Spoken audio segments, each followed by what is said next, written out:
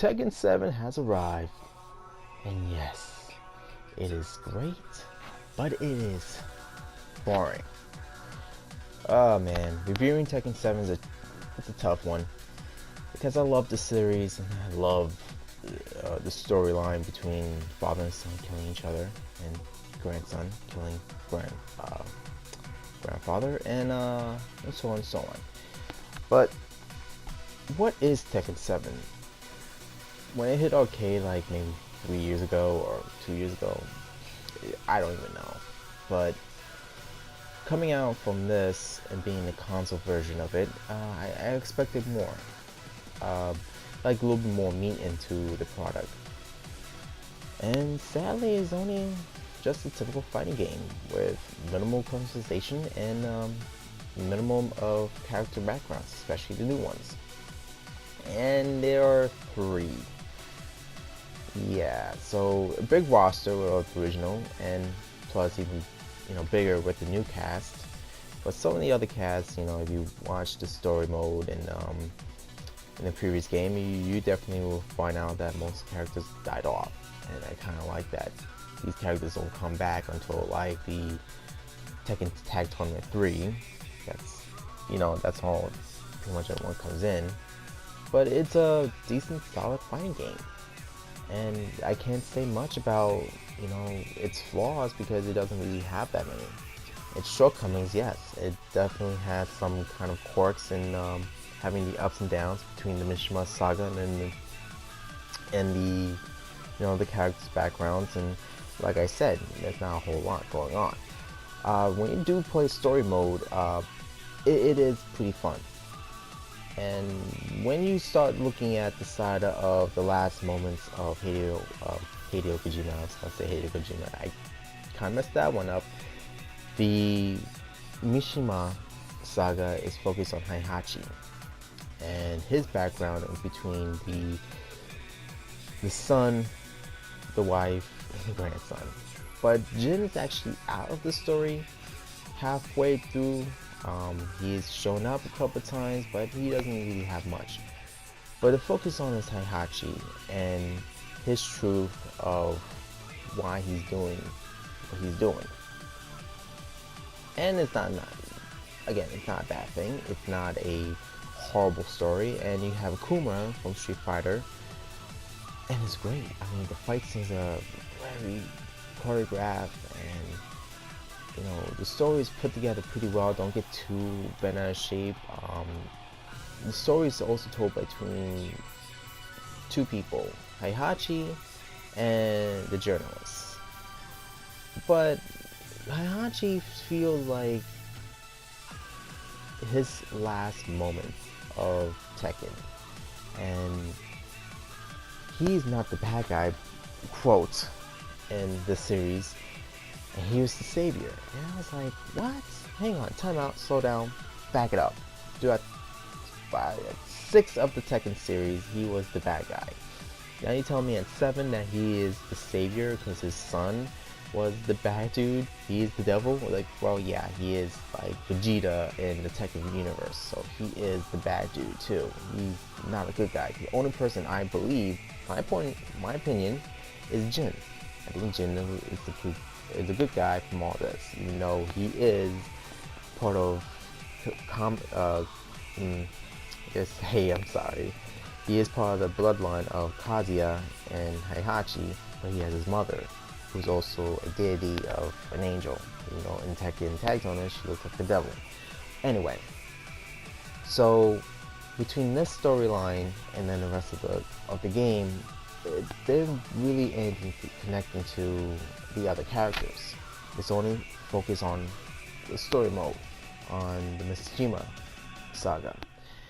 And when you get past the story mode and you beat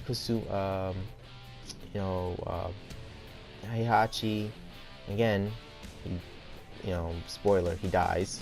Okay, if no one plays it, I'm sad to say that you guys should. He dies and then moves on. And the battle between Kazuya and Heihachi, it is epic. It is the most epic fight scene you're ever gonna play. And almost like that one Dragon Ball Z moment Frieza versus Goku, kind of awesome. And when that fight ends, is an optional to fight Devil Jin and Akuma. And Akuma is fucking hard, unless you get the quips of how to dodge and block certain moves. He becomes easy. Holy crap! I mean, the battles are pretty big, and like up to scale, kind of big. And then after you beat the story mode, you get these little tiny story segments of each character that was missed throughout the story. You get the most one battle, one straightforward scene, and then a few second cutscene that doesn't explain anything of the previous game. Like Tekken 6 had much meat in the arcade, and then 7 very small, very tiny, very pathetic. Sorry, it is very sad. Then you get to looting, loot crates and all that stuff. They call it treasure boxes. They are interesting because there's really optional if you either want to buy them. I don't, they cost more money when you play through the game, or you treasure hunt them and you get them free. I personally did it on the gallery. I spent all the money on the cutscenes from all the Tekken games, and you could do that. You actually could watch all the cutscenes from all the Tekkens. Pretty cool, even though kind of missing a little bit of detail, because if you wasn't a fan, you wouldn't know what's going on in these cutscenes. They should just add also the prelogue too. That's just my opinion. And you get these treasure boxes and you get loot.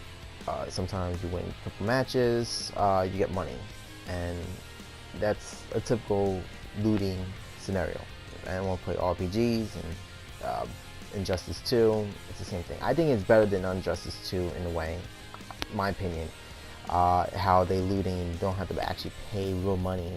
It's a game. Come on, you pay game money. You win matches, it gives you change. And like, oh yeah, you get $200,000 of coins or whatever.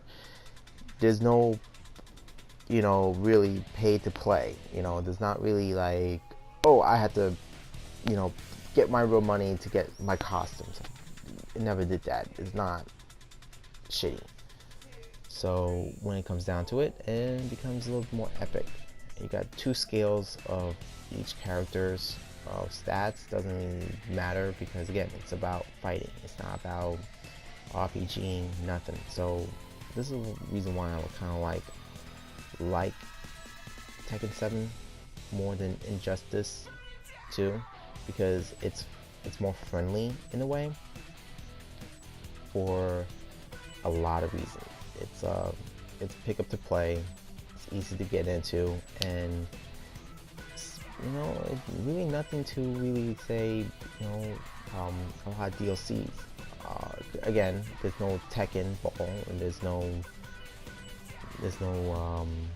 survivor mode, no Tekken tag really into it, no tag mode, no tag battle, I think they call it.